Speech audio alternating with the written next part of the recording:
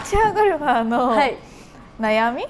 てなんだかんだ飛距離伸ばしたいって人が多いと思うんだよね。確かに、そうですね。だよね。なんで今日は、力が弱い方も、身長が小さい方も、力がない女の方でも、飛ばせるようになる練習方法を紹介していきます。知りたい。お願いします。お願いします。ちなみに、私身長が160センチなんですけど。いいね。ありがとう。いいね。ありがとう。ヒガプロは？私は155？ 155？2センチ持って155なんで、まあ本当にちゃんと測ったら153かな？153で、はい。で、私とかは比嘉さんはめっちゃもう男性とさ、同じ平均飛距離ぐらいバーバー飛ばしちゃうけど、女性とかって男性と比べたら全然飛ばない。だけど今日のレッスン教えてもらう内容をやったら飛ぶようになる。なる。お、絶対なる。チビだもん。弱くても。チビでも飛ぶもん。確かに。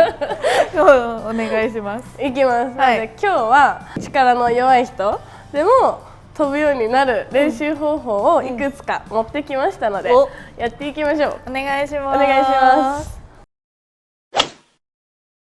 それでは早速やっていこうと思います。はい、お願いします。お願いします。まずはですね、練習方法っていうよりかは、最初はアドレスの構え方ですね、をやっていきたいんですけど、アドレスはドライバーだけじゃなくて、どのクラブもとても重要なところなので、毎回どのクラブ持っててもチェックはしてほしいんですけど、飛ばない人の特徴として、特徴の一つですね、アドレスの距離感が近い人がいらっしゃるんですね。確かになんか、距離感毎回違っちゃってるかもしれない。そうなんかそういうこと毎回さどの距離感で構えてるか自分でも把握できてない人って結構いると思うので、そこをね毎回同じように構えられるようにと、近いとどういう風にミスが起こってくるのかっていうのを説明します。まずアドレスが近い人っていうのは、極端にこうボールとね近づいてしまってる人なんですけども、近いとインパクトの時に詰まる、窮屈に感じるっていうのかな。詰まってしまうと上体が起き上がるんですね。上体がグッて逃げちゃうと重心位置も一気に上に入ってきちゃうので、重心が上に来たら球っていうのは強く押せないんですね。やっぱ上体に力がグッて入るし、下半身じゃなくて上で打ってるようなスイングになっちゃうので、やっぱ球が飛ばなくなっちゃう。でプラスでスイングが詰まった状態で振るとフォローがうまく出しにくくなっちゃうので、このアームローテーションがねスムーズに入ってこないんですよね。なのでスライスが出やすかったりで、スライスでも距離落ちるので、なのでこう詰まったスイングこうね振ってくるとチキンウィングとかねよく言うやつですね。肘が引けてフォローがちっちゃいスイングで、スイングアークがちっちゃくなっちゃうと、やっぱ球は飛んでこないんですね。近いアドレスで実際に私打ってみますね。結構大げさにやっちゃって。オッケー。大げさにいきます。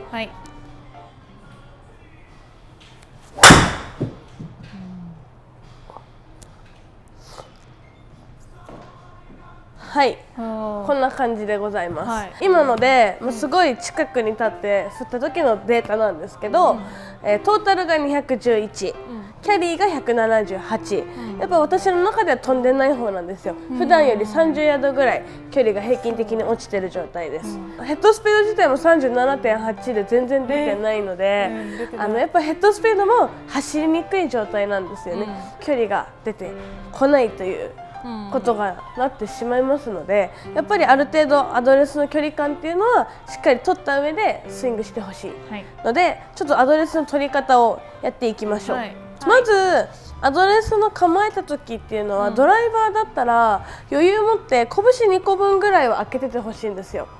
そう、自分のこのバックルからグリップエンドまでで拳2個分ぐらいで、パッと構えて、はい、上手な人だったらねいつも通りこう構えて、拳2個分入るかってやってもらえればすぐ分かると思うんだけど、最初の初心者の方とかはなるべくこう同じように毎回構えることがまず難しいと思うので、はい、いつも通り構えます、はい、自分のね構えましたら、一回スタンス広げたままでいいと思うので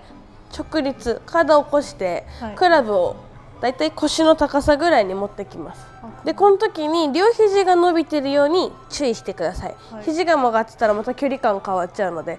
伸ばした状態でしっかり脇締めます、はい、締めてここからここの距離感が変わらないようにお辞儀します。この距離がアドレスのボールとの距離なので、これでボールにセンターに合わなかったら自分が離れるし、逆に遠すぎるんだったら自分が近づくので、絶対にここから手でひょいって下ろさないように、手で下ろした瞬間アドレスの距離感こうなっちゃうんでね、これを手だけでひょいって下ろすと絶対ダメ。こう構えたら一回起きて、でも慣れてくると時間かかるわけでもないので、構えてそう上げてスッと下ろすだけで毎回自分との距離感が測れるので、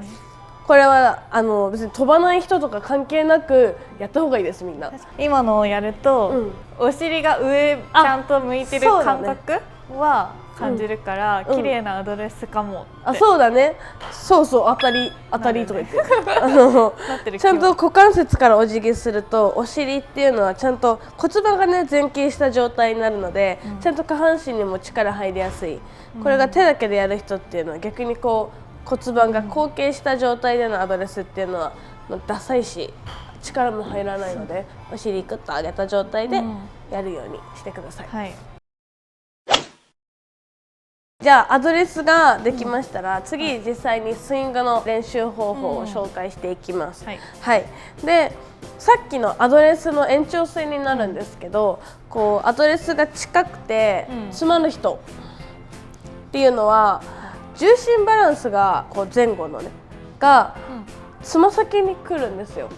球を打ってる瞬間にこうつま先に両足とも入っちゃって、すると骨盤が前傾してたものが後傾して状態が起き上がるっていうのが良くないんですけど、これを直してアドレスで直るんだったらアドレス直した方がいいと思うんですけど、スイング中で特に気をつけてほしいことっていうのは、スイング中の最後フィニッシュっていうのはそもそも左のかかとが最終的に一番入ってる状態がいいんですけど、インパクトの時にもつま先ではなくて、どっちかっていうと左のかかとに入ってる状態でのインパクトを目指してほしいんですね、そうするとここに懐っていうのかな、こう手の通ってくるスペースができるので、手がスムーズにこう振りやすくなって、詰まりもなくインパクトを迎えてフォローが大きく出て球を押し込めると思いますので、詰まりを直す練習方法を紹介します、いきます。用意するのは、今日はちょっと代用でしてるんですけど、皆さんなんかいらないクラブとかあったらいらないクラブをこう横に置いて、グリップ踏んでやってもらえればいいかなと思うんですけど、踏むのは左のつま先で踏みます。つ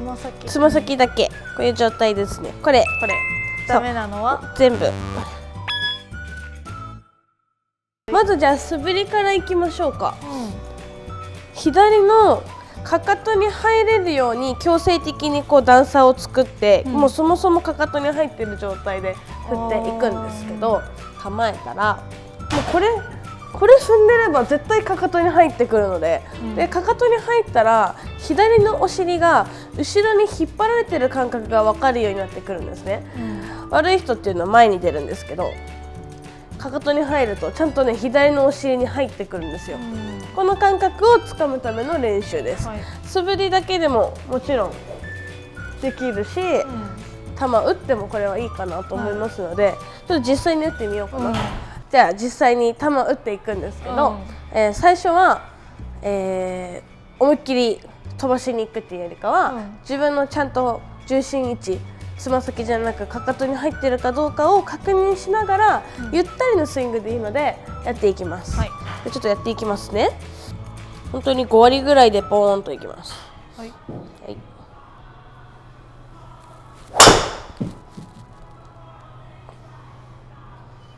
はいいいですね。で徐々に慣れてきたら、スイング速度を上げてもらえればいいなと思うので、もう本当に慣れるまではね今ぐらいこうゆったりでいいと思いますよ、皆さん。なんかさ今ゆったりでフルスイングじゃん、フルスイングじゃないのもありなの、やるハーフショットぐらい3クォーターとかのスイングでも全然いいと思います。全然こ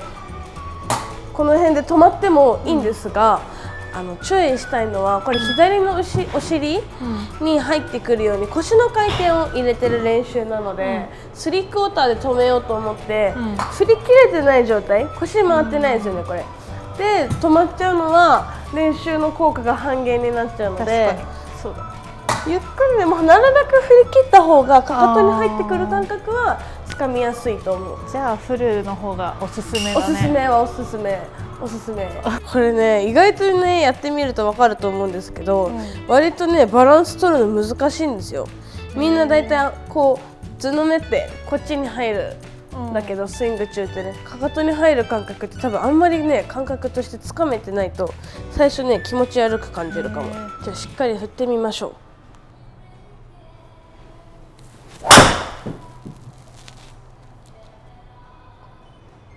今ので、トータル242のヘッドスピードが 40.7 まで上がってますので、なんでもちろんアドレスから入ってのこの懐の作り方だと思うので、この懐をね作ることによってスイングのこの腕の動きがスムーズに入ってくるので、勝手にアームローテーションも入りやすいし、チキンウィングも治りやすくなってくるかなと思う。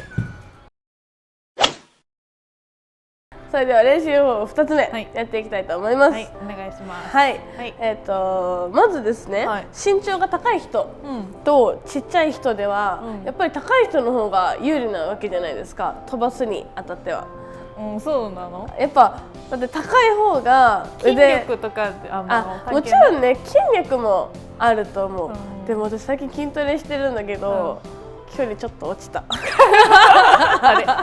れ、今から伸びてくると信じてるんですが、身長の高い方が全体的な部分部位、腕が長いので飛ぶリーチが長いっていうのかな。だから背高いと腕が長いし、そうで腕が長いっていうことは、スイングを大きく振れるわけですよ。ちっちゃい人よりもね、スイングアークが大きくなるから、やっぱ飛びやすいっていうんですけど、それはね身長高い人はもう生まれ持ったものなので、ちっちゃい人でもそれをなるべく大きく使わなきゃいけないんですよ。私も腕は短い方って思ってたんだけど、萌えの方が短かった。160センチの方が短くだって身長さ私より5センチぐらい大きいのにさ、萌えと腕の長ささっき測ったらリアルこれぐらい違ったよね。多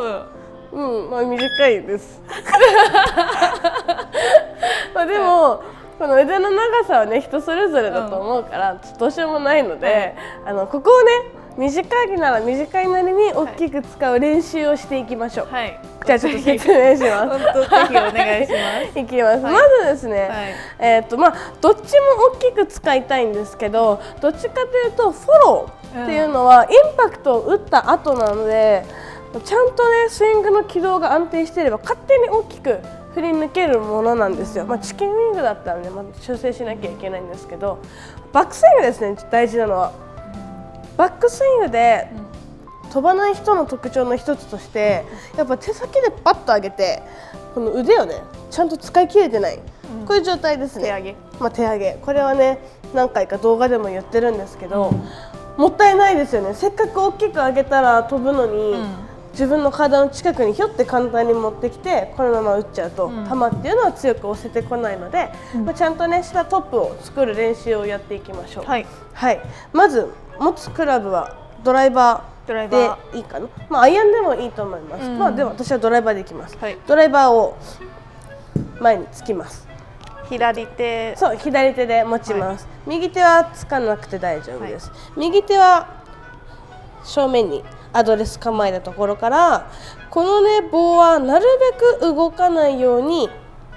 バックスイング持ってきます、でこの時に意識としては肩甲骨ですね、肩甲骨がグーってこう寄ってくるようなイメージ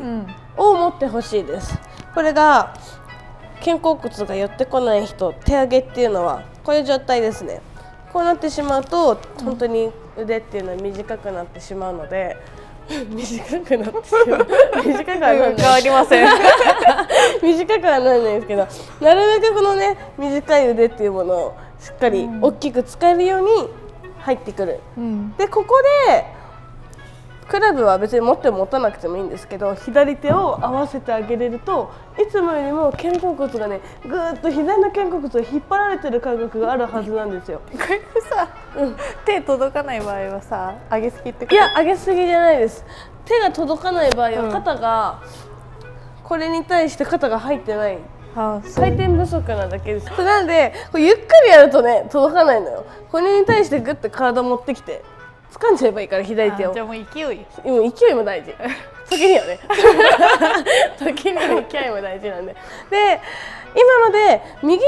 のトップの位置を決めることによって、左手がそこについてくるだけなので、いつもよりも左の肩甲骨がぐっと引っ張られて腕を大きく使う感覚っていうのがつかめるんですね。でこの時にあと1個ポイントの一つとして、左手をここ押さえてた理由としましては、軸がねこう左に傾かないようにここで押さえてるんですけど、左の軸を固定したまんま頭の位置っていうのはアドレスの時よりも少し右に寄ってくる意識で問題ないかなと思います。これを無理に残そうとしてしまうと、右手は行ってるけど上体がこうのけぞってる状態ですよね、ギュッて。そうすると腰痛める原因にもなるし、回転しても左に重心が乗ってるので体重移動がうまくできなかったりするので、左のこの壁というか軸っていうのは動かさないで、頭が少しアドレスよりも右足寄りに寄ってくる、でここでトップの位置を作ってあげると大きく使えるんです。まずはバックスイングのこの助走、インパクトいくまでの助走をしっかり大きくとって、リーチを長く使ってスイングワークを広げていくことが大事、っていうところですね。なんで体がね硬い人はちょっとね辛いと思うんですよ最初。肩甲骨、ゴルフって肩甲骨柔らかい方がいいって言われてるんですけど、この肩甲骨の可動域が狭いとやっぱこの右肩がね入んなくてこう窮屈のトップでなっちゃうので、やっぱストレッチはね皆さん肩甲骨はやってあげてください。私も毎日やってます。どんなんやってんの？私は寝る前の本当に5分間とか10分ぐらいなんですけど、こういうやつここでグイーンって持ってきたり。そんな前まで行くの？来る。でも毎日やってるからだと思う。もうねこれは高校生からずっと毎日やってる。自分が痛気持ちいいぐらいのところで自分満足するぐらいまでやったりとかするし、本当になんかこういうねギュッてギュッてやるだけでも、たまにやってあげると気持ちいいしね、こういうねギュッてやったりとかはやります私も毎日。で体の柔軟性はゴルフだけじゃなくてね他でも大事だと思うんですけど、怪我防止のためにもやってあげた方がいいと思います。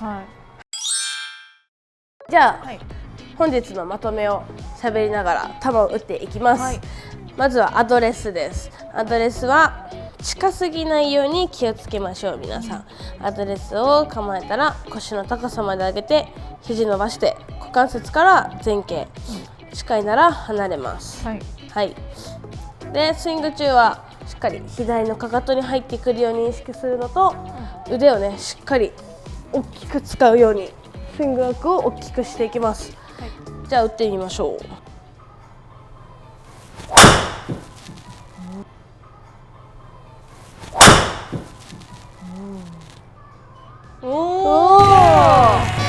はい、こんな感じでトータル242、キャリー207、ヘッドスピードが 41.2 まで上がってきてますので、私153センチだし腕短いんだけど、やっぱ最大限に自分の体をね大きく使うことによって距離は全然出てくるかなと思いますので、まだまだ飛ばしていきたいと思います。はい、はい。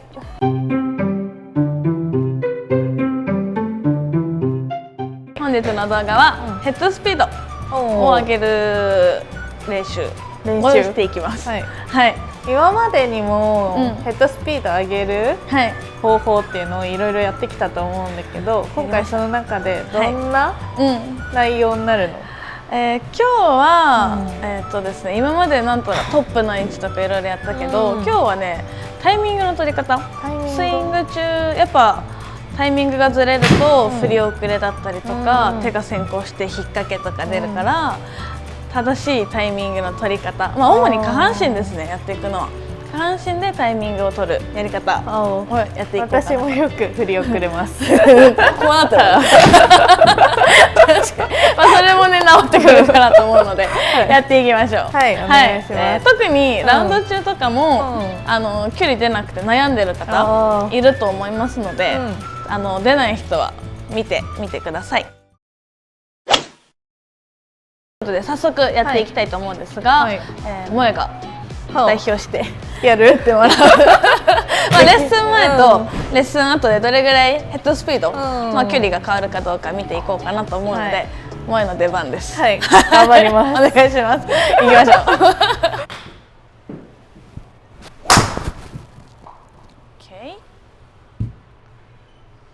う。お、いいですよ。OK よ。おお、いいですいいです。OK。ナイス、いいね。はい。OK です。ありがとうございます。萌に今何球か打ってもらった時のデータを説明しておきます。ヘッドスピード平均が 33.8、トータルの飛距離の平均が178。まあでも女性にしては飛んでますね。でもここからもっともっと飛ばせられるようになるし、実際に動画でなんか企画みたいなやった時もっと飛んでたじゃん。そうだね。100いったんだよね、あの時。言ってた。にしてはちょっと距離が落ちてる方だよね。なんで上げていけるようにまたいきましょうか。はい。というところでヘッドスピードトータルですね。はい。またレッスン後も取っていきますのでいきましょうか。じゃあ早速説明します。お願いします。まずヘッドスピードを上げるポイントなんですけど、ヘッドスピードってまずそもそもどこを測定してるかわかります？インパクトの瞬間とかじゃない？そう、インパクトの瞬間の何でしょう？何のヘッドスピードっていうことだから、ヘッドスピード？そう、ここを測定してるんですけど、なんとなくみんなここを振ろうとするのね。手元、ヘッドスピード測ってるのは手元がボールを通過するスピードじゃなくて、ヘッドがボールを通過するスピードっていうことをまず頭に入れててほしいんですけど、そうするためにはやっぱ手元がこう先行してばっかりではヘッドは遅れてきて、これがまあ俗に言う振り遅れ。振ろうと思えば思うほどこうやってここばっかり振る人がいる。これではヘッドスピードが上がってこない。たまに萌もこうなる。さっきもなってた？いや、さっきはそこまでなってない。あくまでもヘッドを走らせる、ヘッドがボールを速く追い越せるようにするのがヘッドスピードだと思ってください。でそのタイミング、どうやってヘッドを通過させるかっていうタイミングの取り方があるんですけど、よく言うのは振り子を聞いたことあります。イメージしてほしいって言うんですけど、けどわかりますね。そう、ヘッドスピードを上げるには俗に言うこう振り子のイメージでって言うんですけど、上がってない状態っていうのは、このヘッドが動く動きとクラブがこう同時に同じ方向に動いてる状態、ヘッドが右側に動くときにグリップも右に動いて、左に行くときに左にっていう感じなんですよ。わかる？言いたいこと。わかる。じゃあもう一回。オッケーいくよ。ヘッドが走らない人は、ヘッドが右に行くときにクラブもここも一緒に動いちゃうの。こういう状態。これって走ってないじゃないですか。でヘッドスピードを上げる時っていうのは、ヘッドがここに右に到達した時にグリップはもう左に動き始めてるのね。ここからビヨーンって。でこっちにいた時にはクラブがこっちに動くの。みんな見ててね。みんな見ててね。みんな見ててね。ごめんなさい、説明が。ヘッドが右に行った時に落ちてくる前に、ここは前に引っ張る動きが入るんですよ。これはこうすることによってここが加速して戻ってきて、だんだんこう振り幅が大きくなってくるんだけど、悪い人っていうのは、このままこうやって振ってるだけだよね。ほら上がってこないじゃん。ちっちゃい。そう。これだと上がんないんですよ。でこの引っ張る動きっていうのは、これあくまでも手の動きではなくて、体の体重移動のタイミングね。そう、手で引っ張っちゃうと振り遅れちゃうから、ここは体、ここが腕。下半身の体重移動の話なんで、まずはタイミングですね。上げて下ろす前に体重移動が必要になります。なんとなく伝わりましたでしょうか。こういうスイングですよね。体重が左に乗ってから振り降りてくるっていうのが。逆に今ので、悪い例やるとどうなる？なると、やってみるね。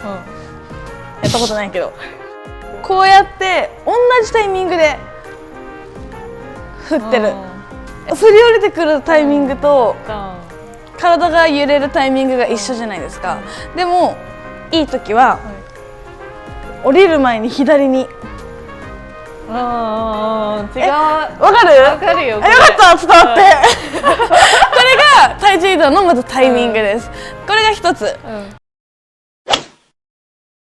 であとはこれもまた振り子イメージしてほしいんですけど、次は最速にしていくんですけど、この時に体重移動だけではゴルフ打たないので、回転するタイミングだったりとかがあるんですけど、回転するタイミングで左の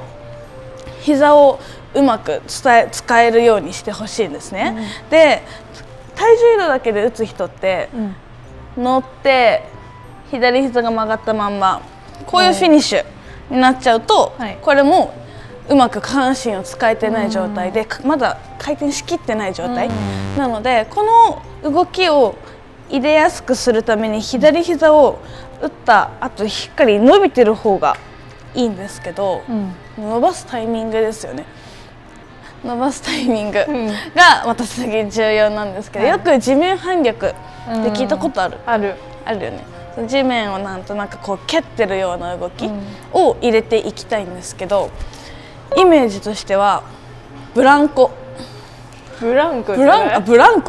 って乗るやつ、ブランコなんでもいいんだけど、ブランコの立ちこぎしたことある？あります。なんかこうやってさ乗るじゃん。あれって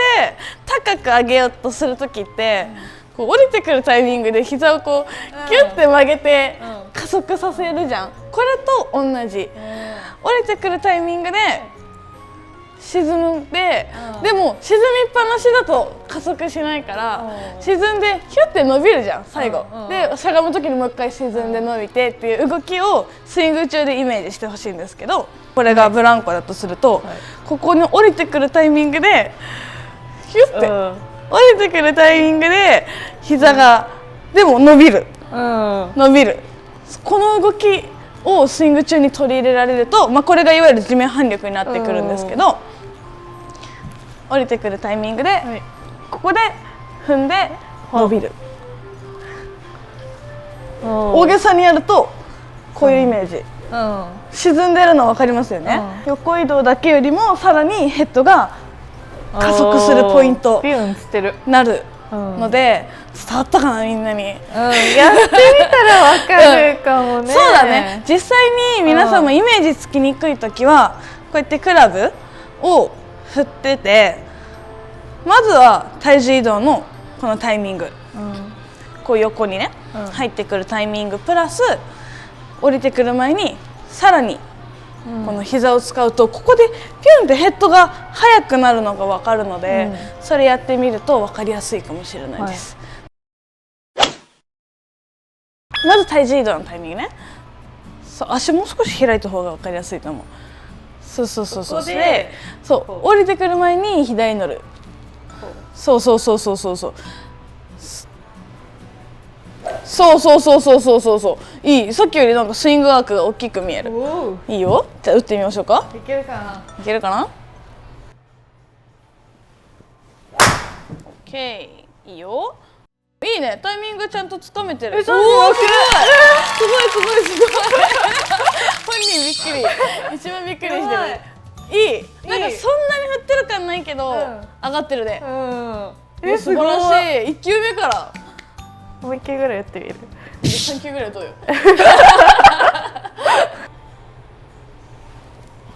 ああ、惜しい惜しい。まあ大体みんなでも最初はこうなる。タイミングがまだつかめないとこうなるので問題ないです。タイミングね。タイミングだけ。そう、立ちこぎをイメージしてあげてください。立ちこぎだけをイメージ。少女に戻って。小学生の頃に戻ろう。オッケー。ちょっと当たり悪いですが。おお、でもヘッドスピードはすごくいいね。オッケーオッケー。ボール初速も出てますね。惜しい。オッケーオッケー。でも距離出てきてますね。いい感じよ。タイミング難しいですか？難しいけど、思ったよりも早くにこのなんていうの下がるんだなっていう。あ、そうだね。けどそっちの方が気持ちよく確かに触れる感じはある。素晴らしい。やってみた方がいいですね。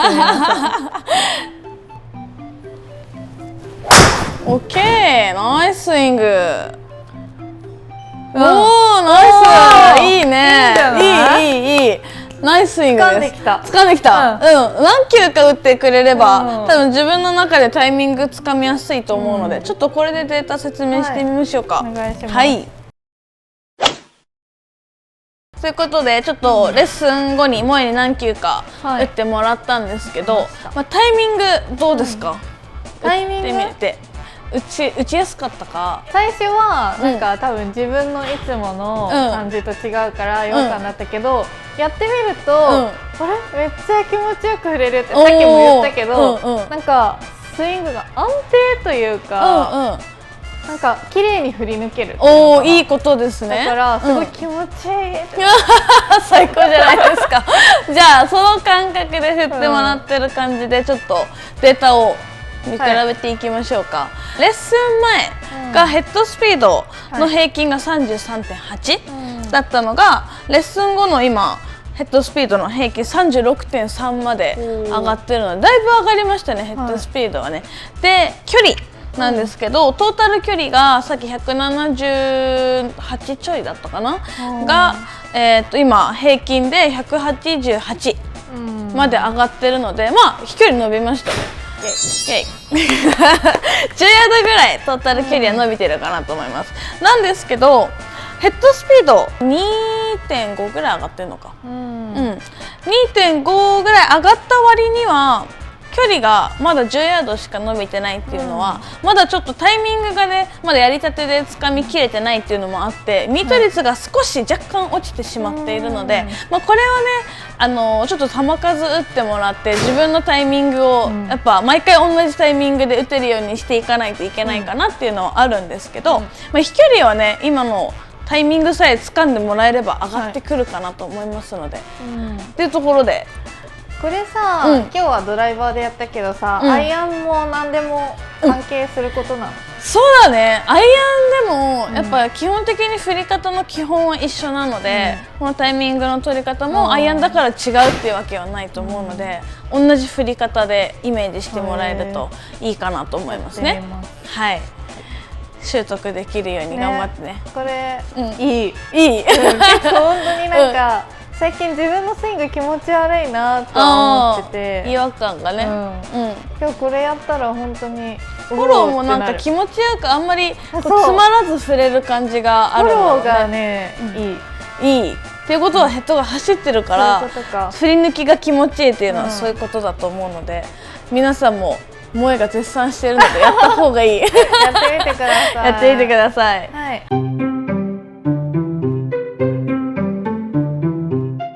今回は女性の力でもはい簡単に飛ばせるスイングの作り方についてやっていきたいと思います。お願いします。お願いします。女性のだいたい飛距離の平均がだいたい150ぐらいって言われてますので、はいそれよりも30ヤードアップを皆さん目指してもらえればいいかなと思います。はい、はい私で平均飛距離170ぐらいなので、今30だったら200ぐらいいけると思います、はいこの動画見てる男性の方も、男性平均がだいたい今240前後って言われてますので、今240飛んでない男性も平均までは飛ばせるようになるし、240飛んでる男性もさらに飛距離アップ目指すことはできるかなと思いますので、はいぜひ最後まで見てください、はいお願いします。お願いします。ということで早速レッスンの方に入っていきたいと思います。はい、はい、使用クラブはドライバーです。はい今回のレッスンは、どっちかというと体の使い方っていうよりかは、はいこのクラブの上手な使い方をレッスンしていきたいので、このクラブをねどれだけ上手に使えるかによって飛距離が変わってくるんですね、例えばアマチュアの方はなかなかこううまくクラブを上手に使えてない方が多くて、どっちかというとやっぱ体の動きに注目しがちじゃないですか。よく体を回してとかトップの位置で右肘がここでとかよくやるじゃないですか、っていうのももちろん大事ではあるんですけど、結局はクラブが上手に動いてないと距離も出ないし方向性もばらつきが出ますので、今回はクラブの動き方についてまずやっていきます。まずクラブを使うってなったら、飛ばすっていうことはクラブの運動量を増やしていかないといけないんですけど、体を回す意識が強い方っていうのは、このまんまギュッと回ってくるのでクラブの運動量がだいぶ少ないんですよ。ここからこういう動き方の人と、クラブの運動量を増やす意識が強い人っていうのは、こういう手首が柔らかく動いてくるっていうのかな、なんとなくわかりますか？体だけでこう回転するような人と、クラブの運動量を増やそうとする人では、トップの形のヘッドの場所が違いますね。そうです。そのまんま体だけで回転する人っていうのは手首をうまく上手に使わないので、トップの位置が浅いっていうのかな、こうクラブが立ってるような状態っていうのは、やっぱ飛距離が出ない原因の一つなので、しっかりトップの位置では自分の左手の親指にクラブの重さを感じられるぐらい、手首を柔らかく使うことがポイントになります。であと一つのポイントは、テイクバックするときに、手と腰のポジションがだいたい同じ高さの時っていうのはクラブも地面と平行になっているのが正しい、これがヘッドが手元よりも下にある状態っていうのはまだクラブの運動量が少ない状態ですので、トップの位置でもうまく使えてない状態かなと思いますので、自分のスイングをまずはチェックしてみてください。でトップまでクラブの運動量が増えたら、次フォロースルーにかけて次はクラブヘッドを動かしていくんですけども、ここからインパクト入って、フォロースルーの入り方で運動量がやっぱ少ない人っていうのは、このまま回転する人、どっちかというとヘッドがこのシャフトの形が全く変わらないまま回転してしまうと体の運動量だけでボールを打ってる状態なので、男性みたいにこう力が強い方、ムキムキの人っていうのはもちろん力で飛ばせるんですけど、女性みたいにこうちょっとやっぱ力が弱い方っていうのはこれだと飛んでいかないので、なるべくフォロースルーもボール打った後っていうのはヘッドが前に走ってくるような、やっぱ手首を柔らかくしとかなきゃいけないんですね、この今の振り方と体の回転だけで振ってる状態ではクラブの運動量が違うの分かります？これと速さも違うね。違いますよね、この方が楽に振ってるように見えるのにクラブは走ってる状態、なのでフォロースルーもヘッドが走ったらコック、フォロースルーもコックが入りますからね、これをこのまま伸ばしたまま腕伸ばそうとしてこのままいくと硬くなってしまうので、もちろん腕は曲がらない引かない方がいいんですけど、フォロースルー入ったらしっかりコックの動き、手首を柔らかく使ってくるので、フォロースルーもチェックしてみてください。はい。ここからは練習ドリルについてやっていくんですが、クラブの運動量を増やす練習なんですけど、最初は足は揃えます。足揃えた状態で体の動きを止めて、クラブの運動量に集中する練習ドリルなので、足閉じて体固定したまんま、とにかくヘッドを大きく動かす。こっちでよりもヘッドです。ここが大きく動いてるのかっていうのを感じながら振ってもらえると、自然にこう手首をね固めて振ることは不可能なので、これよりもしっかりヘッドが動いてるかどうかっていうのを感じながら打つ練習です。はい、ちょっと実際に打ってみますね。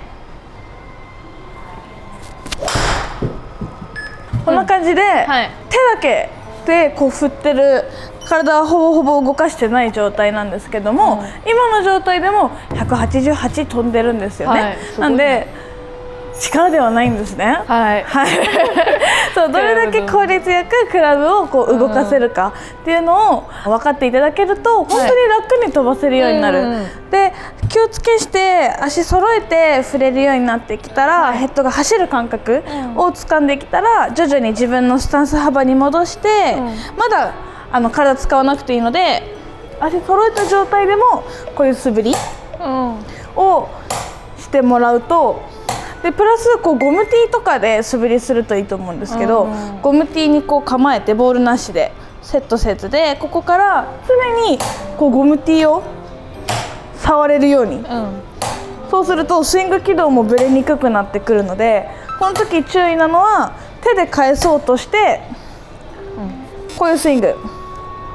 になってしまうと急にアウトサイドインになってしまうので、絶対自分のスイングプレーンっていうのは意識する。まっすぐに対して基本的にはインサイドから入れた方がヘッドスピードが上がってくるので、絶対こう手首でアウトサイドからボールを打ちに行くっていうよりかは、体の軸はそのまんまでヘッドの運動量を増やすような打ち方をしてあげると、これの打ち方でもだいたい今飛んでる距離ぐらいを飛ぶと思うんですよ。皆さんがやると女性でも150ぐらいポコンと飛ばせるはずなんですよ。でこれにもっと飛距離を出すってなると、この動きにプラス体の回転入れていくとプラス30ヤードいけると思いますので、実際に萌えにやってもらおうかなと思います。お願いします。ということで、じゃあ実際に萌えにやってみてもらおうかなと思います。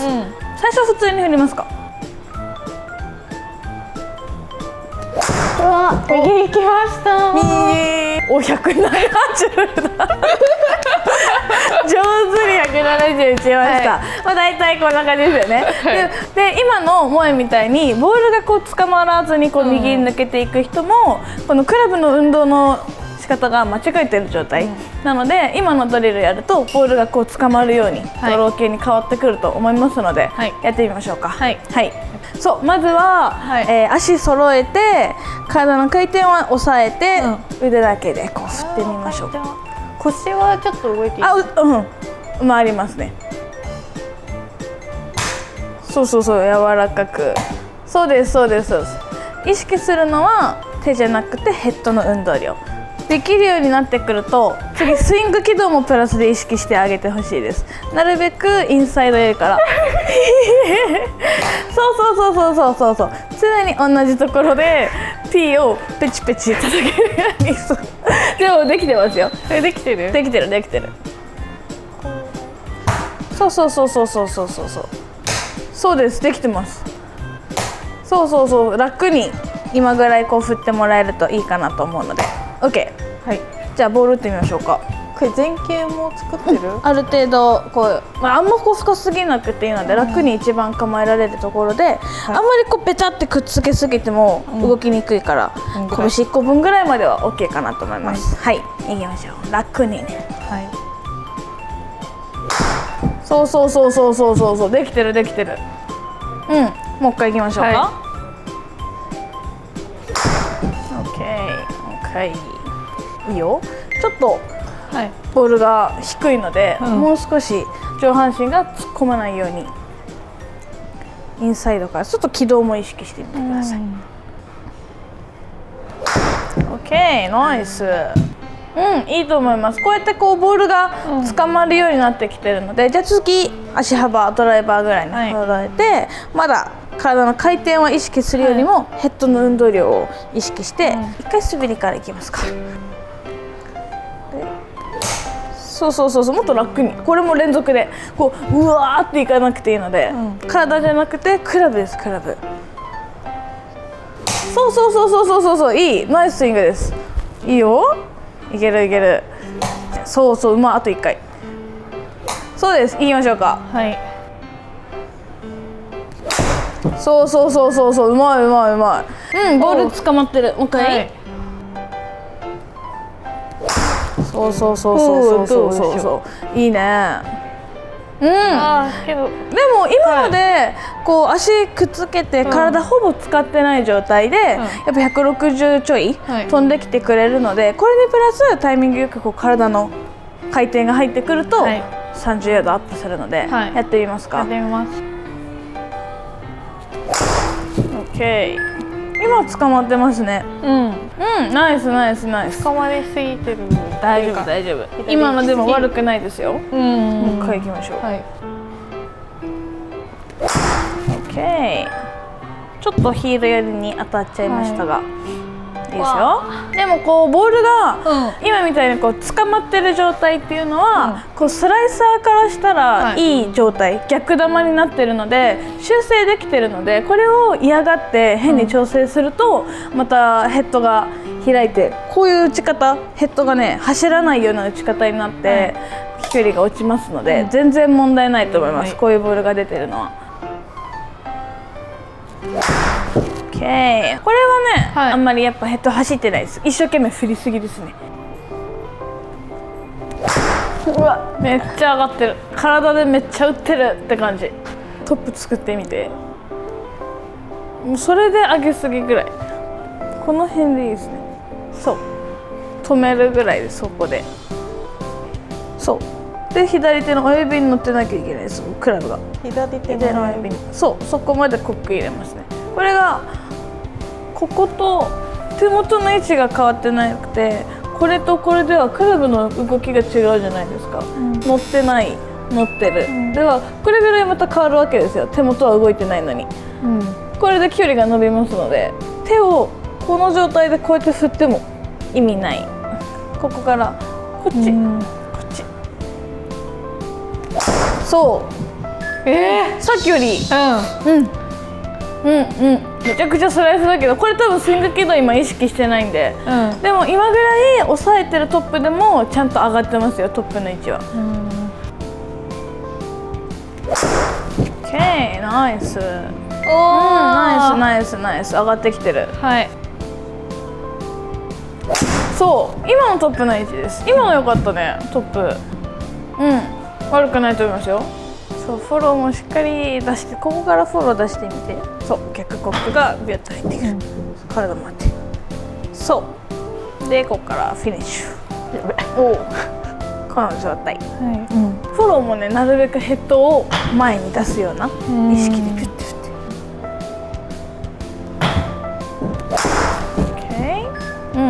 OK。 ナイス、素晴らしい。ありがとうございます。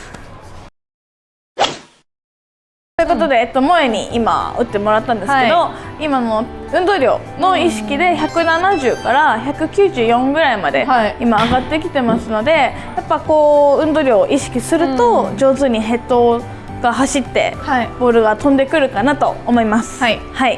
うですか？コンパクトな振りだし、クラブのこの意識すると体が自然にくるって回るっていう、なんか勝手に自分でグッていくんじゃなくて、クラブの運動量がこうできることによってなんかもう運ばれていくみたいな、いいことじゃないですかみたいなイメージはありました。いいと思います。今のって多分自分で一生懸命振ってるっていうよりかは、クラブにつられて体が動いてるような状態だと思うので、それがクラブの運動量意識できている状態かなと思いますので、皆さんもそういう感覚があるといいかなと思いますので、一生懸命自分が回るんじゃなくてクラブに仕事をさせるイメージでやってもらえるといいかなと思います。はい、ありがとうございます。じゃあヘガプロにちゃんとやってもらって、お願いします。はい。ということで、私の方でビフォーとアフターをやっていきたいと思います。お願いします。はい、最初は、体の回転だけ、あんまりこうクラブの運動量ないようなスイングでやっていきます。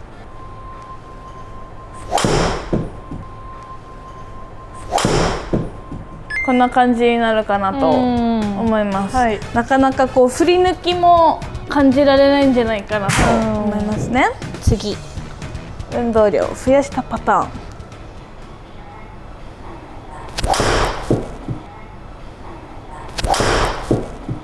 おー、いいと思う。ナイスショット。ナイスショット。ビフォーのやつ、悪いやつとのスイング比較するとやっぱなんかスイングが全然違うなって思います。ありがとうございます。はい、という感じで、見た目もねやっぱ萌が言ったように違うと思いますし、実際に飛んでる距離っていうのも変わってくると思いますので、データの説明をしていこうかなと思います。お願いします。はい。ということでデータの説明をしていきたいと思います。まずトータル距離がですね 214.6 から 246.7 まで32ヤード伸びてます。キャリーが 187.6 から216ヤードまで伸びてて、キャリーで29ヤードアップっていう感じですね。ヘッドスピードに関しては最初が 36.9、約37から 40.7 まで上がってますので、体を振るっていう意識よりもどっちかというとヘッドを走らせるとかヘッドの運動量を増やすってなると、自然にヘッドスピードも上がりやすくなってくると、またこうスライス系のこう右に逃げていくようなボールからちょっとこう捕まるようなボールにも変わりやすくなってくると思いますので、力がない女性男性もこれはできる練習なのかなと思いますので、ぜひやってみてもらえればと思います。はい、ありがとうございました。ありがとうございました。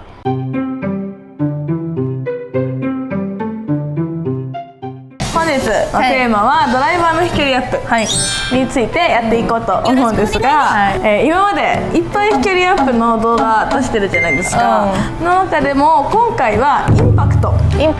はい、どこでしょう、インパクトは。動くタイプね。OK、そこです。球を捉える瞬間についてやっていこうと思うんですけど、まあインパクトって球を捉える瞬間なので、スイング中で一番大事なポイントなんですね。そこが間違えたら飛ばないし曲がるし大変なことになってしまうので、良くない。なんでそこをちょっとレッスンしていこうかなと思いますので、やっていきましょう。お願いします。ということで、レッスンの方に早速入っていくんですが、もうこの悪い癖を持っていますので、あれちょっと実際に萌に最初打ってもらって、萌のスイングで分析してちょっとレッスンを萌でやっていこうかなと思いますので、お願いします。お願いします。じゃあ行きましょう。萌、いつも通りのショットをお願いいたします。OK。ありがとう。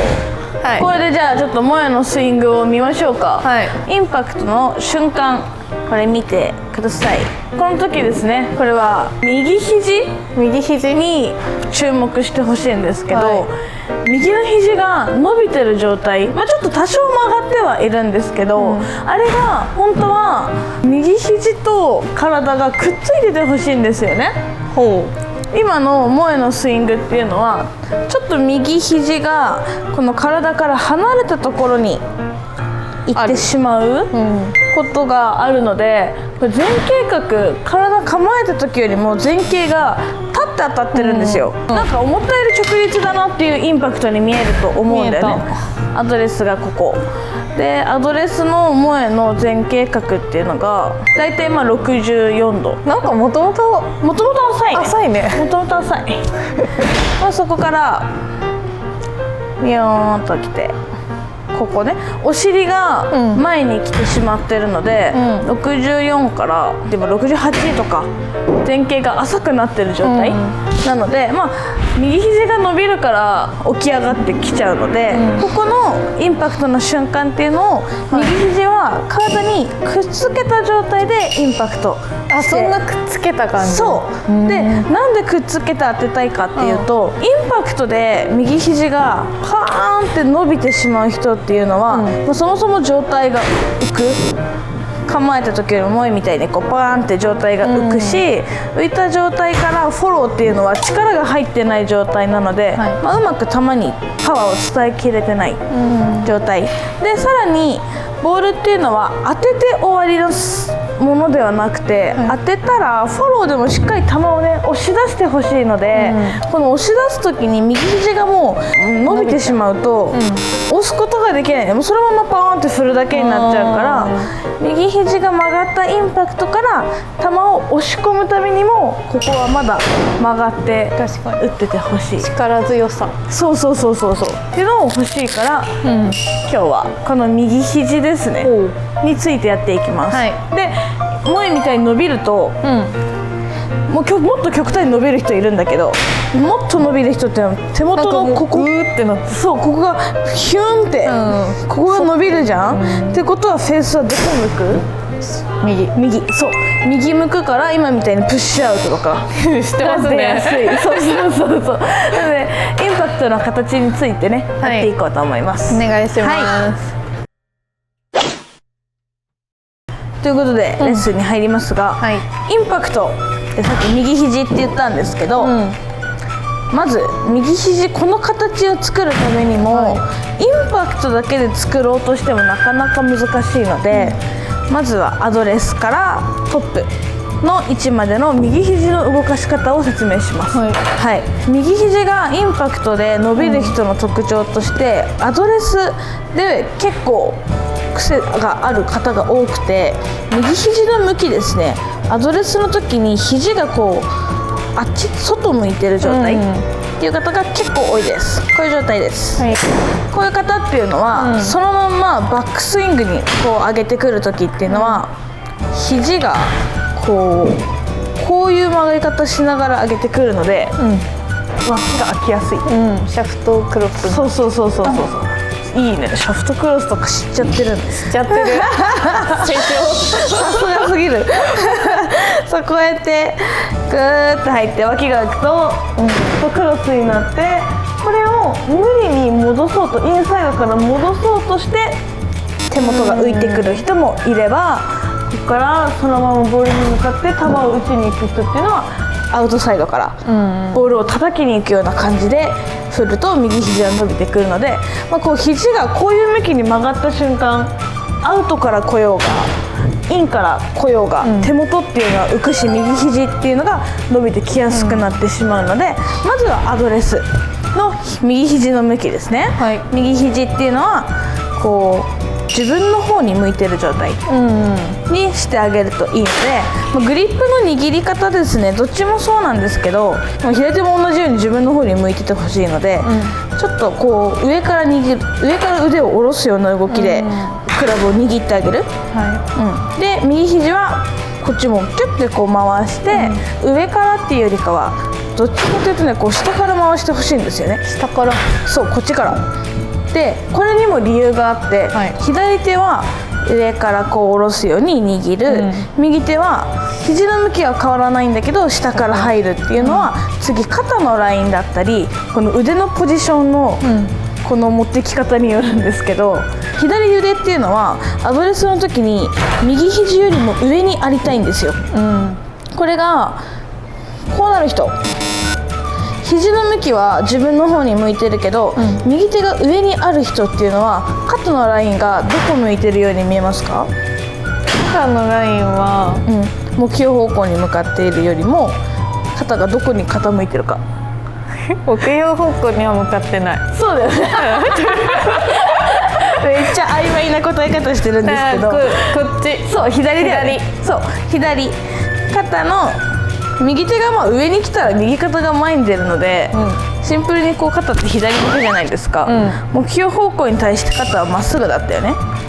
それがこうなってしまうわけですよ。これっていうのもボールを叩きに行きやすくなってしまうので、ここが伸びやすいし、スライスも出やすいよね、アウトサイドに入るからね。そうなんで左手は上から、右手は下から、まあ、横からでもいいし下からでもいいんですけど、こう入った時に、まあ、後方カメラからこっちから見て、左手の方が上にあるはずなんですよ。左手の方が上？ここからこういう状態、こうじゃなくてこういう状態ね、なので右肘がちょっとたるんでる状態って言えば分かるかな。こ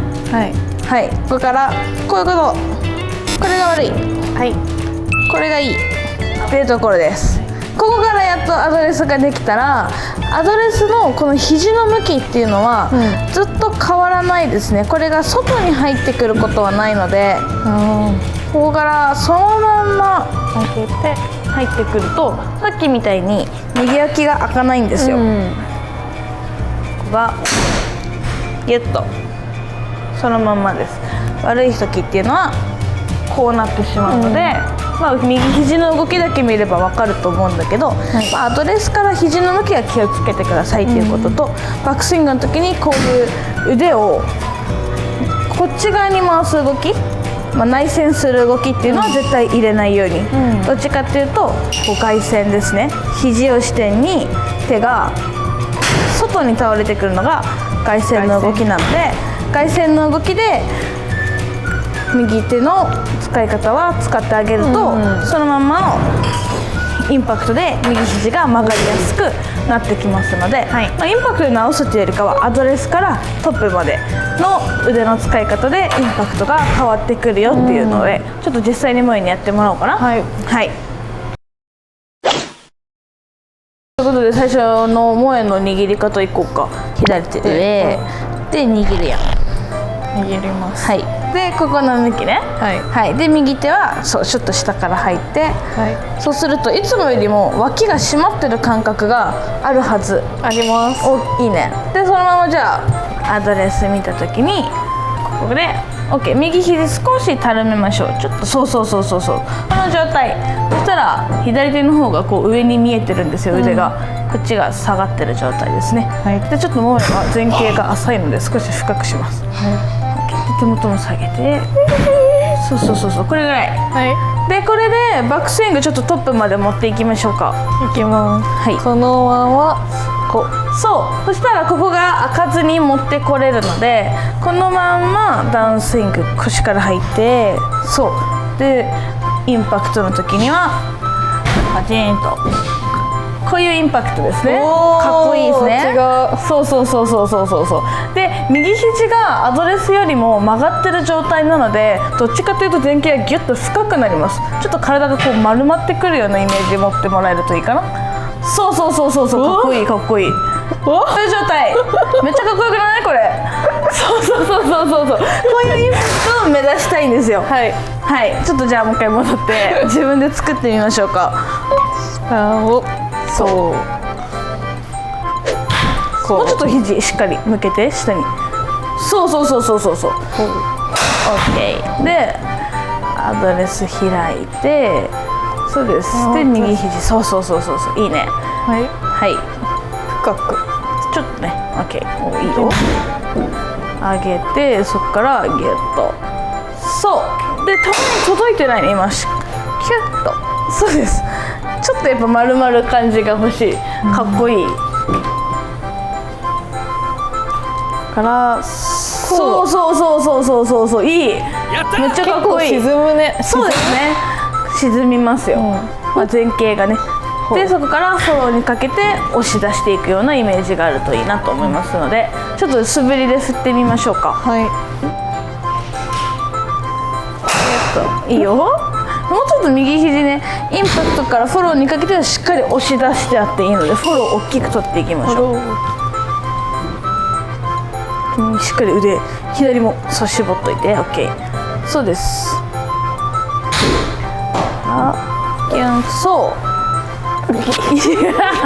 行ってみますか、ちょっとゆったりでいいのでまずはスイング見ていきましょう。ゆったり、右肘も少し緩めて、そうですそうですそうです、OK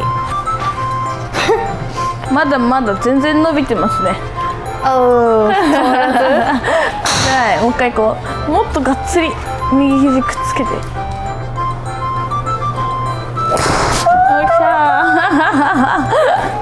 まあ難しいですね。これやってやるって言っても。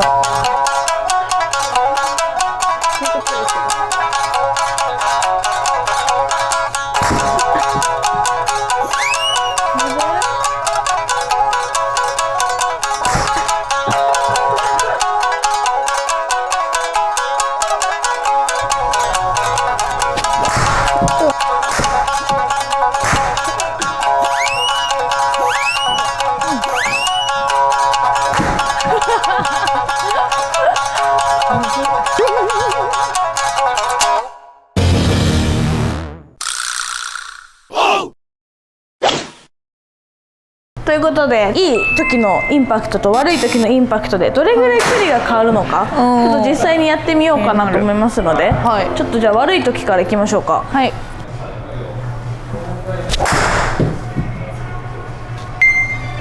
これダメな時に、これ悪い時です。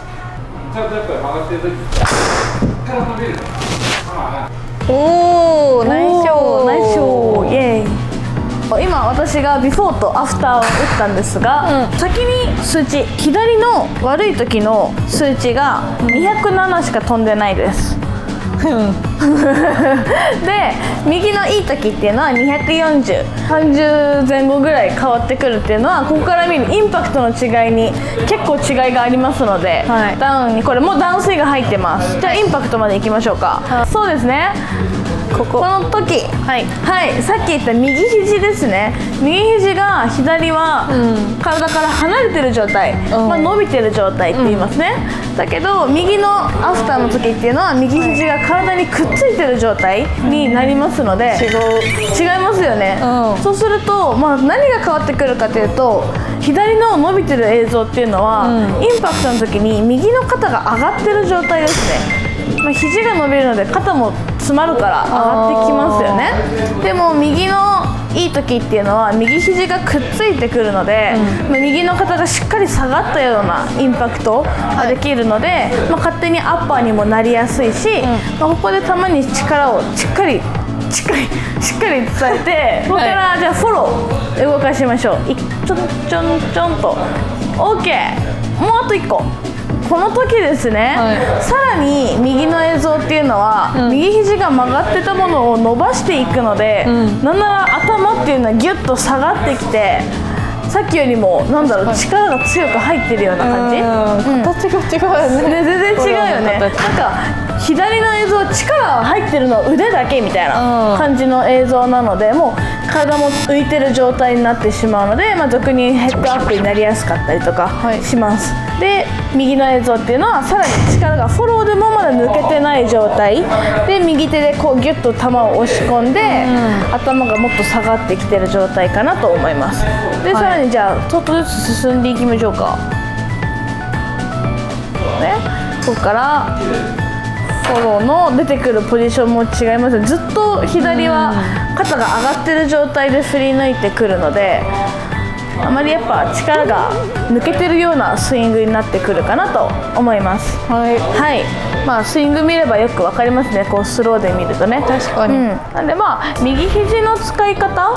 インパクトで、そうインパクトで右肘がこう体にくっつけてるか離れるかでは絶対球への力の使い方っていうのが違うので、最初ね、さっきもやったように、これが習得できれば本当に30ヤードぐらい距離アップしてきますので、スイングの躍動感だったりとか、力は入ってないように見えるけど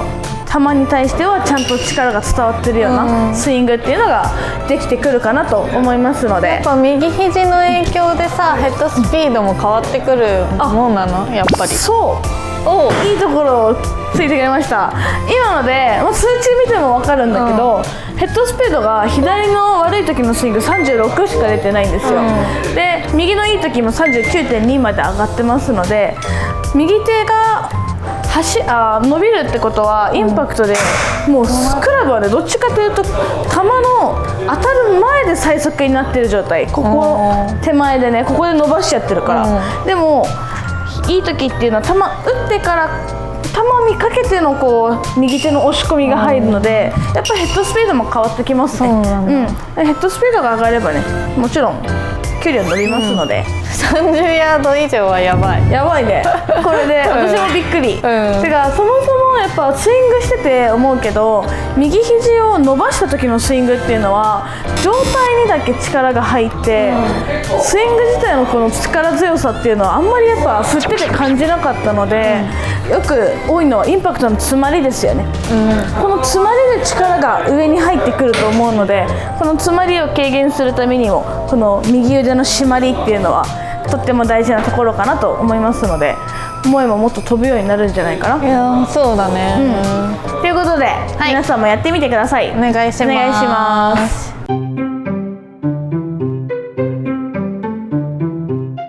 今日はゆっくり振って飛ばす。ゆっくり振って飛ばす、ってことはヘッドスピードは関係ないの？関係ないですね今日は、ゆっくりなんですけど、ヘッドスピードを落とすとかいうわけではなくて、今の自分の現状で最大限に飛距離を出す打ち方を皆さんにお伝えしていきたいなと思います。でそのためにやることが、今日スイングアークについて説明していくんですが、スイングアーク聞いたことあります？ありますよね、スイングアークとは。スイングアークとはスイングのこの円弧っていうの？そうですね。円弧？そう、スイングのこの円ですよね。それを大きく振りたいんですけど、ずっと大きく振ってるわけではなくて、大きく振るところとちょっと溜めるところっていうのが、スイングの中にメリハリをつけてちょっとお伝えしていきたいなと思いますので、お願いします。お願いします。ということで早速レッスンの方に入っていきたいと思います、まずですね、さっき言ったスイングアーク大きくするんですけど、ずっと大きいわけではなくて、さっきもちょっとちらっと言ったように大きいところと溜めるところ、そしてまた開放するところがあるので、そのポイントを押さえて説明していきたいと思います。まずアドレスは基本通り皆さん構えてください。アドレスとっても重要なので、他の動画で見てください。でここからテイクバック入る時なんですけど、まずテイクバックはなるべく大きく上げたいんですよ。なるべくそのスイングの円を大きくするイメージでやっていきたいんですけど、この時にポイントとなるのが、結局は、ヘッドの動きを大きくするっていうのも一つあるんですけど、ヘッドだけではなくてこの手元、自分がグリップを握ってる手元の動き自体も大きくしたいので、ヘッドをこうピュッて大きく動かすというよりかは、なるべくこの三角形、手元と肩のこの三角形あるじゃないですか、この三角形をなるべく長くキープするイメージ。まだ三角形ありますよね。この辺もあるね。でこの辺からコックが若干ゆっくり入ってきて、クラブが立ってくると同時に右肘が軽くは曲がってはくるんですけど、すぐ崩さないように三角形を、遠くになるべく長くキープして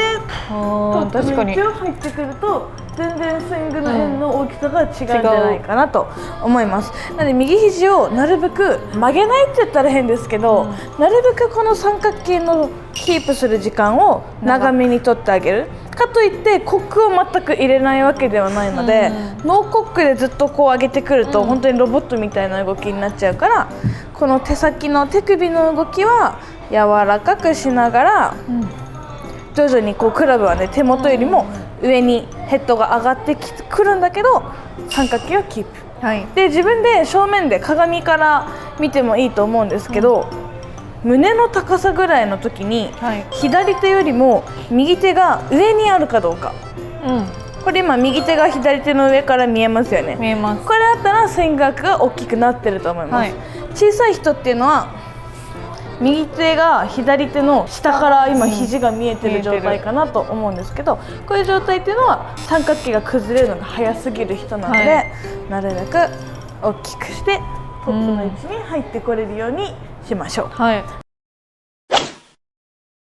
ここから次ダウンスイングなんですけど、ダウンスイングは大きく下ろさないです。ここがいわゆる溜める時間なんですけど、バックスイング遠くに上げてきたら、ここから遠くに下ろせばいいのかって言ったらそういうわけではなくて、上げたらなるべく次は溜める時間なので体の近いところに引っ張ってきます。さっきよりも円がちっちゃくなりましたよね。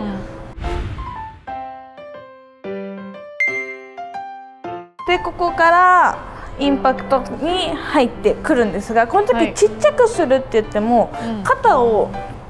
上げてちっちゃくすると力がこう詰まってしまってボールにうまく伝わらないので、肩は引くっていうよりかは、下ろすイメージです。こう真下にスッとこう力を抜くイメージ、で落ちてきてくれると肩が上がらずに詰まらないインパクトっていうのができますね。はい、でここから右肘が体に今くっついてる状態だと思うので、この溜めた力っていうのをインパクトからフォローにかけて解放するようなイメージなので、はい、こっち側はさらにまた大きくなりますね。なので大きく上げて溜めて解放する。フォローなんですけど、フォローも大きく出すって言ったんですけど、よくあるのがインパクトからフォローにかけて肘がねこう引けてしまう、チキンウィングですよね。皆さんここをねやっぱ直していかないとゆっくり大きく振るっていうね飛距離アップっていうのができないと思いますので、フォローのポイントは、もちろん肘の向きもあります。肘の向きがずっと体側に向いてなきゃいけないのと、肘はこういう外旋の動きで使っていくので、インパクトしたら肘を支点に手元が外側にこうやって動く動きで使いたいんですね。チキンウィングの人っていうのは肘を支点に手元が内側に入る動きで左肘を使ってしまうんですよ。これが外旋、こっちが内旋。チキンの人はボール打ったら内旋、肘を支点に内側に入る動きで入ってしまうとチキンになってしまうので、まずは肘の動かし方、ここを支点にしたら外に動いていきますね。なんとなくこう体の前でやると分かりやすいと思うので、今やってください皆さん。でこの動きプラス体がこうクラブに引っ張られすぎて突っ込んでしまうと、また力が逃げて肘が曲がりやすくなってしまうので、イメージはこうヘッドとねこの体の軸が引っ張り合いをするようなイメージ、なんとなくあっちに引っ張られてるんだけど体は頑張って耐えてるようなイメージにすると、ビハインド・ザ・ボールで打てるし、しっかりフォローも左肘が伸びやすくなってくると思いますので、ここまで来たらあとはしっかり右足蹴ってフィニッシュまで回り切っていいかなと思いますので、まずはでも肘の使い方が大事。ただただこう伸ばせばいいっていうわけではなくて、内旋しながら伸ばしても絶対スイング中には伸びてこないので、外旋の動きわからない人はクラブ持たなくていいので、こう左手だけ持ったら左手の親指の向きを意識してほしいんですけど、左手の親指がずっと正面向いたままっていうのは NG ですね。この左手の親指が自分の背面、背中側に回ってくる動き。結構こうなっていいんだ。そうですそうです。こっちが外旋の動きなので、これにプラス右手がくっついてくるとしっかりフォロースルーが綺麗な形で取れるかなと思いますので、わからない人は自分の親指の向きを意識してあげてください。ということで、じゃあビフォーとアフターでデータを比べていきたいので、最初じゃあちっちゃいスイングからちょっと振ってみましょう。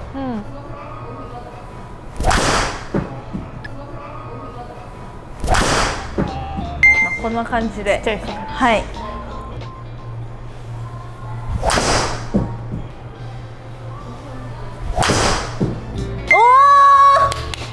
すごい。ということで、ビフォーとアフター、スイング額がちっちゃい時と大きい時の、スイングのデータの比較をしていきたいかなと思います。右のデータですね、スイング額がちっちゃい時、で左のデータがスイングアークを大きくした時の、データなんですが、飛距離で見るとトータル237から249.5まで上がってます。でキャリー自体も204から212まで上がってますので、飛距離アップにやっぱりスイングアークっていうのは大事になってくるかなと思います。でミート率はね 1.49 でどちらともそんなに悪くはないかなとは思うんですけど、スイングアークを大きくして私の振った感想で言うと、やっぱりちっちゃく振るとヘッドスピードがそもそも出にくいっていうのが一つあるかなと思います。そんなにこうヘッドスピード出そうと思いっきり振らなくてもスイングアークを大きくすると勝手にヘッドが走ってヘッドスピード自体も今 40.7 まで上がってるので、そもそもヘッドスピード上げる練習ではないんですけど勝手に上がって結果的に飛距離も伸びてくるかなと思いますので、ちょっと皆さんもぜひバックスイングの上げ方、ダウンスイングは小さく、でフォローさらに開放するっていうのを意識してやってみてもらえるといいかなと思います。はい、じゃあ早速萌えにやってもらおうかなと思います。頑張ります。はい、アドレスですねの時の、しっかり三角形を作っておく、そうです。でこの三角形をなるべく長くキープしてテイクバック、そうです。で徐々にコックも入ってきますね。 OK でそこからはダウンスイングは次はちっちゃく下ろすイメージ、そうです。でここから次開放してフォローする、そうそうそうそうそうそうそう、いけそうですか？いけそうです。一回素振り大きくなるべくギューッと上げてそういいフォローでかいそう今ぐらい前みたいに引っ張られるんだけど、なる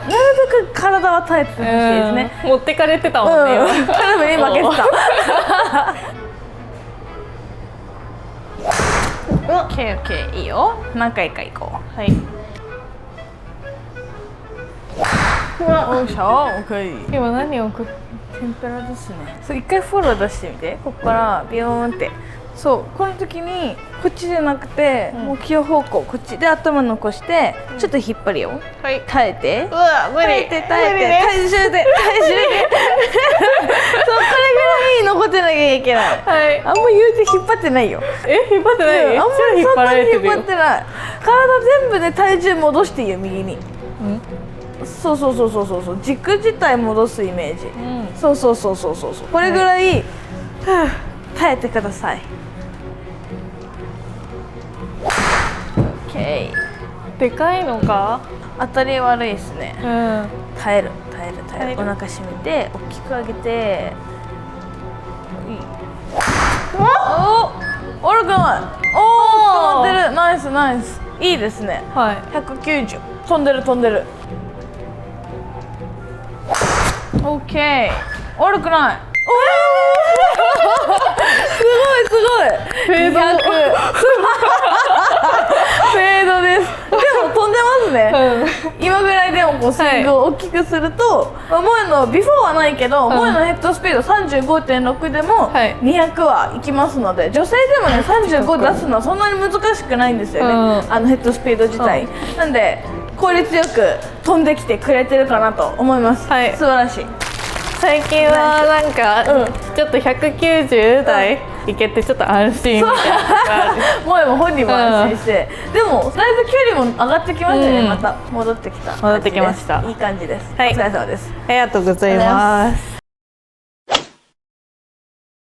皆さんのゴルフのお悩み解決します。比嘉萌えの YouTube を見ている方限定で、私比嘉が1時間無料でレッスンさせていただきます。トラックマンを使ったマンツーマンレッスンなので、1時間みっちりレッスンさせていただきます。応募方法は概要欄に貼ってあるホームページお電話からお待ちしております。ホームページからはご予約フォームにあるゴルフのお悩みや質問の欄に比嘉萌え無料レッスンとご記入ください。お電話の方は比嘉萌えの YouTube を見ている旨をお伝えください。皆さんにお会いできるのを楽しみにしております。待ってます。